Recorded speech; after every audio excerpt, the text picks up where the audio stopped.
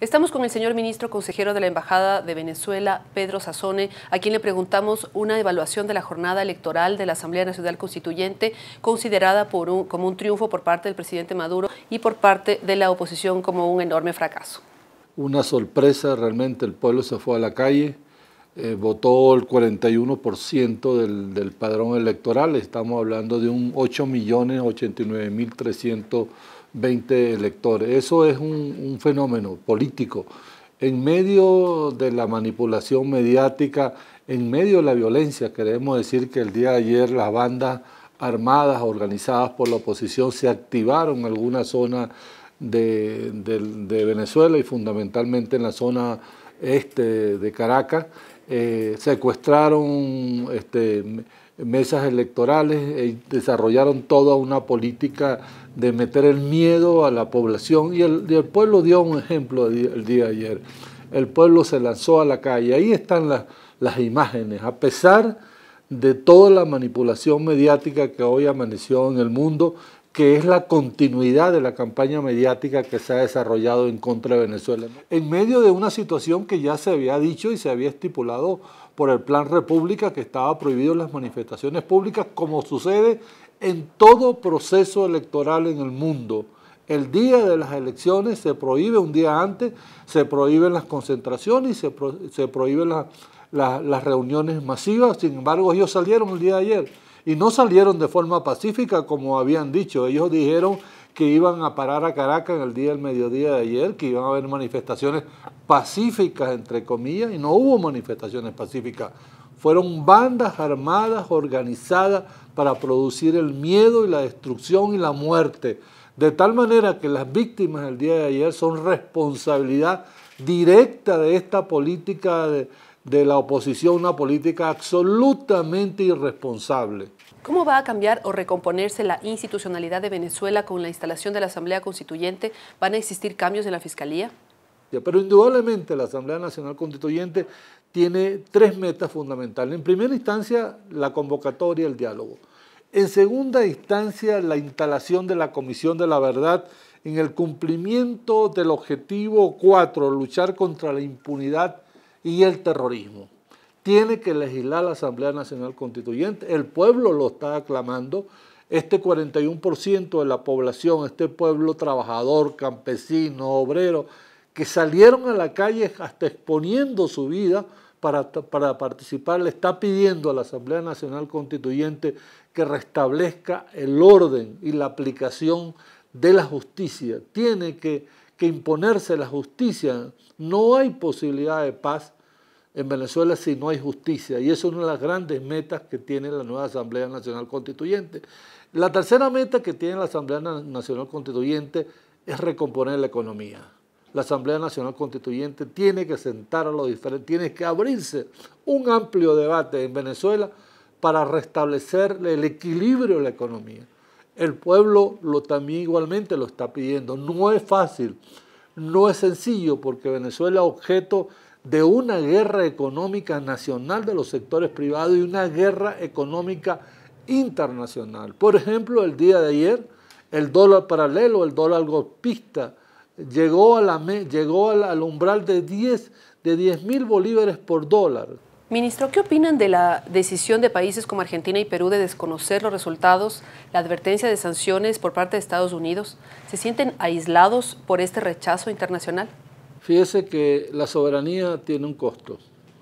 La defensa de la soberanía hoy para Venezuela tiene un alto costo, pero esa es, no hay otra. Venezuela no puede doblegarse frente a la política intervencionista por parte de los Estados Unidos y la alianza lamentable de los países de la región. Es toda una componente, no es una cosa extraña, ya lo venían desarrollando. Ellos han tratado de aislar a Venezuela, han tratado de aislar a Venezuela en la OEA, han tratado de aislar a Venezuela en Naciones Unidas, pero no han podido. Y los Estados Unidos, es la nueva política que Estados Unidos, la locura, decía el presidente de Rusia, Putin, es la esquizofrenia del imperio. Pues. Y él hacía un llamado esta mañana, el día de ayer, en varias comunicaciones, que ya cese la esquizofrenia de los Estados Unidos de intervenir en diferentes países. Intervenir en la política de Rusia, mayor bloqueo económico, intervenir en Nicaragua y tratar de intervenir en Venezuela. Es la esquizofrenia de un imperio que está tratando de recomponer su dominio geopolítico a costa de la soberanía de los países. Venezuela ha dicho, Venezuela no tiene ninguna dificultad en restablecer las relaciones con los Estados Unidos, pero sobre el principio de respeto a la soberanía. Lamentable lo que está sucediendo con algunos países y lo denunciamos. Venezuela ha sido un país históricamente solidario con todos ellos. Venezuela ha cooperado por la estabilidad de cada uno de los países. Venezuela no ha intervenido nunca en los asuntos internos de cualquier país. Y ejemplo, el caso de Colombia, que Colombia se ha convertido en uno de los países que ha estado liderizando esta iniciativa en contra de Venezuela. No olvidemos que Venezuela fue y ha sido un factor importante, determinante en la paz en Colombia. El presidente Hugo Chávez convenció a la FARC para que se sentara a dialogar con el gobierno y le dijo, ya llegó la hora, después de tantos años de guerra, sentarse a conversar. Esa fue la posición de Venezuela. Venezuela ha recibido históricamente a millones de colombianos que han llegado a Venezuela huyendo del terror, del miedo y la muerte, y los ha recibido sin ninguna restricción. Ministro, ¿qué problemas concretos se busca solucionar con la Asamblea Constituyente? ¿Se frenará la escalada de violencia? ¿Terminará la guerra económica? El presidente Maduro lo dijo ayer, la primera ley que se va a hacer la nueva constituyente, la nueva asamblea, es la instalación de la Comisión de la Verdad. Es decir, hay que investigar todos los crímenes, y lo decimos con toda la claridad como lo ha dicho el presidente Maduro. Todo el mundo que ha producido en las muertes tiene que pagar por las muertes. Así sea un oficial de la Guardia Nacional que haya disparado de manera inconsulta e ilegal, porque nosotros tenemos un principio que es el derecho a la vida. La Comisión de la Verdad tiene un gran reto y lo sabemos. ¿Quiénes son los culpables y los responsables? Hay responsabilidad de la violencia. Lo veíamos el día de ayer de manera vulgar. Parte de la supuesta dirigencia nacional salía a la calle con estos muchachos que son manipulados y son pagados y lo decía, no tengamos miedo.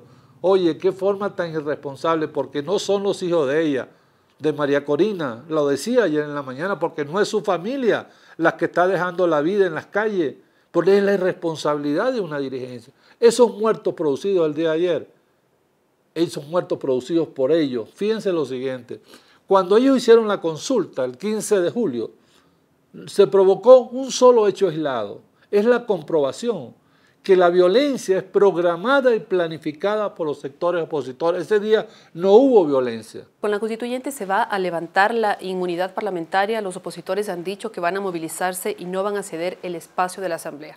¿Cuál es su criterio? La Asamblea Nacional Constituyente discutirá la norma en lo que establece la potestad.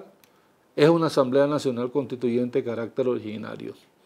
Indudablemente que algunos diputados han cometido delitos, han provocado la muerte y la violencia. No se puede continuar esa situación y la Asamblea Nacional Constituyente tiene que tomar medidas. ¿Hasta dónde tomará? Eso tiene que ver con la soberanía. Si hay en la posibilidad, y ojalá ellos se sienten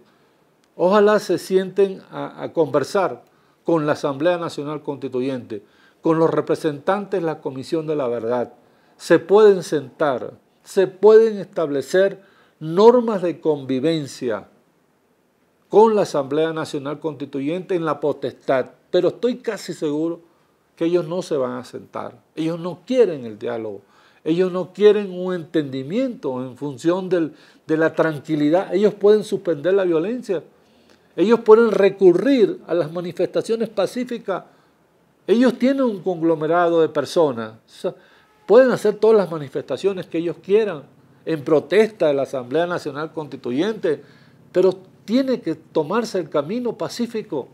No es la vía de la violencia, la vía de la violencia no tiene salidas, no hay manera de establecer. La política no se puede establecer sobre la muerte. La política es la razón de la vida, la razón de la convivencia, la razón de la paz. Tú no te puedes contentar y es lamentable que los medios mundiales hoy se contenten porque ayer hubo 10 víctimas producto de la violencia. Ministro, ¿se conocen cuántos venezolanos se encuentran en territorio ecuatoriano y cuál es el apoyo que les está dando la embajada para permanecer aquí en nuestro territorio? Fíjense que la migración es un derecho y no hay que olvidar eso. Y Ecuador tiene la ley de movilidad más avanzada que tiene en América Latina. Ecuador en la ley lo define. No hay inmigrantes ilegales, hay migrantes en situaciones de irregularidad. La migración no es un delito. Nosotros hemos intentado preservar el derecho a los venezolanos. Hay toda una prestación de servicio desde acá en la embajada, desde nuestros consulados en atención. No es una situación sencilla, entendiendo que no es sencillo, porque no es sencillo migrar a otros países. En la particularidad, el venezolano no tenía cultura migratoria. Bueno, le tocó en una circunstancia, no podemos escondernos frente a la situación económica de la guerra económica que existe en Venezuela. El venezolano tiene derecho a trabajar aquí como tiene derecho a trabajar en Venezuela el ecuatoriano que ha trabajado toda su vida en paz y los queremos mucho, como queremos a los peruanos y como queremos a los colombianos. Nosotros le hemos dado cabida a al flujo migratorio. Hay parte importante y es una cosa interesante estudiar.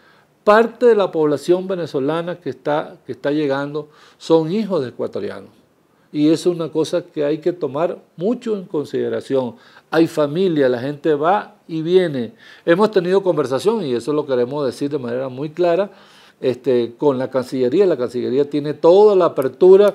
Hemos conversado con la Defensoría del Pueblo, es decir, hay toda la apertura para encontrar situaciones, entendiendo que hay situaciones humanas que se escapan, por ejemplo, se escapan a uno y es lamentable, por ejemplo, los accidentes de los autobuses en los diferentes, de la vialidad de Ecuador, que Ecuador está muy preocupado también por los accidentes en los autobuses, han muerto venezolanos y es lamentable, pues. Y nosotros queremos establecer, la embajadora lo ha dicho, los venezolanos que llegan acá, independientemente que no comulguen con la política de gobierno, son nuestros hermanos, pues. Y nosotros le hacemos un llamado a ellos. Nosotros debemos protegernos. La gente tiene que protegerse frente a violaciones. Hemos encontrado violaciones de derechos. Muy claro que porque tú no tengas documentación te explotan en un lugar de trabajo. Hay tratas de personas. Entonces son en una circunstancia compleja, pero nosotros estamos estableciendo desde la política que ha definido nuestra embajadora Carol Delgado, a llegar a establecer relaciones también en las definiciones, algunas líneas de trabajo, porque es un fenómeno nuevo, masivo. Nuestros consulados no estaban preparados para dar respuesta a estas situaciones, pero tenemos que aprender porque tenemos una responsabilidad. Nosotros también tenemos que proteger a nuestros compatriotas, son compatriotas venezolanos independientemente de sus posiciones políticas, porque lo primero está la preservación de la vida y los derechos de los venezolanos acá en Ecuador.